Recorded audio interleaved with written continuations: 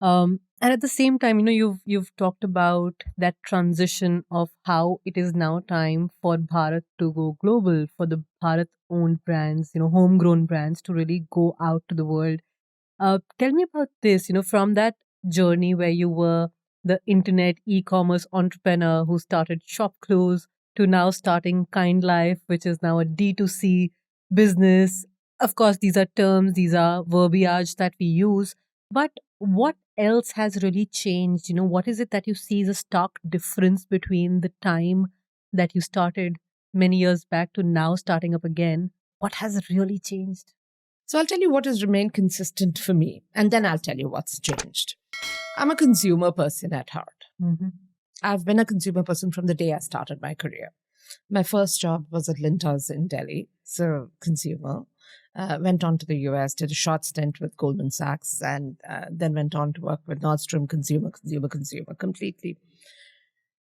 Shop Clothes was definitely about bringing the demand and supply together and magic would happen. But there as well, my angle was always consumer. Bringing the 400 million Bharat online. Matlab, 10 saal ki mehnat, trying to get them online and shop with us. That has not changed.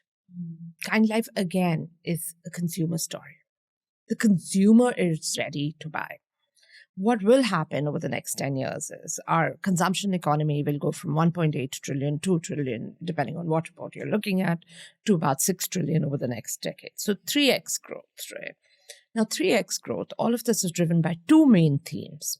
And one of them is to buy better, and the other one is to buy newer categories.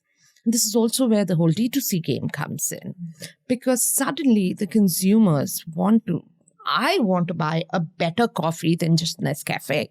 Yeah. I mean, no disrespect to Nescafe, but I want to buy Sleepy Owl.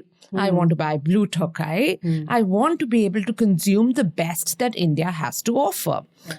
Till now, a lot of the best that India had to offer was being sent outside India. And as consumers, if we wanted to consume that product, we'd have to get it back from the US or get it back from outside. That has changed completely. The best that India has to offer is available for Indian consumers today. Yeah, right there. Right there. मैं मतलब 5,000 की TWG की coffee लेने की जरूरत नहीं है. Please go buy Wadam, which is a fabulous brand in itself, right? I'm a coffee connoisseur, so I can tell you all about the coffee and why I love Sapco and why I love Blue Tokai over any of the other brands that were available in India so far. Now, having said that, I think going back to your question on what has really changed over the last decade, we've brought people online over the last decade. We've brought businesses online. Now, these are the brands that we will take outside India, and we will build these out for the discerning Indian consumer as well. I was one of those consumers who would go buy Clinique, buy Estee, and all of those. I use only Indian brands now. Wow. I use Sadev. It's a fabulous brand.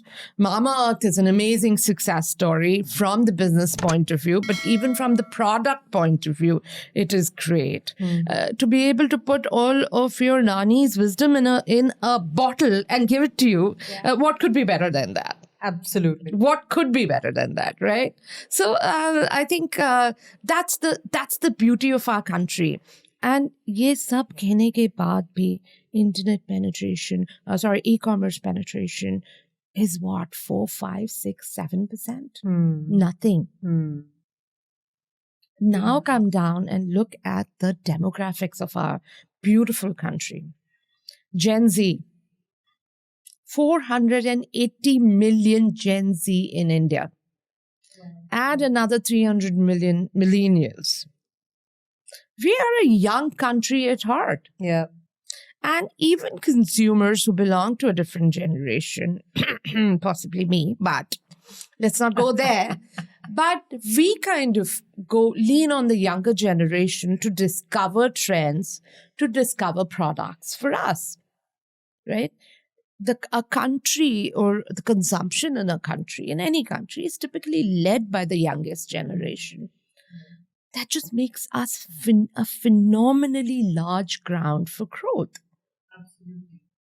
And everything else that and a lot of kudos to the government as well, right? When you look at our GDP, when you look at how discretionary income has grown, consumption has grown, a lot of it is, of course, just the way our country is. Ghar pe rehte hain, mom dad ke sath rehte hain, rent nahi dete hain, etc., etc. So disposable income is higher, but we are.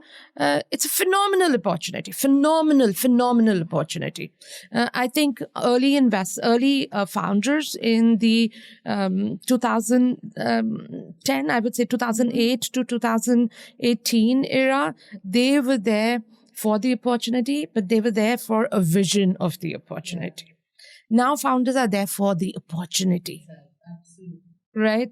That was a vision. When we started Shop Cruise, it was, I think, about 10 million consumers in India.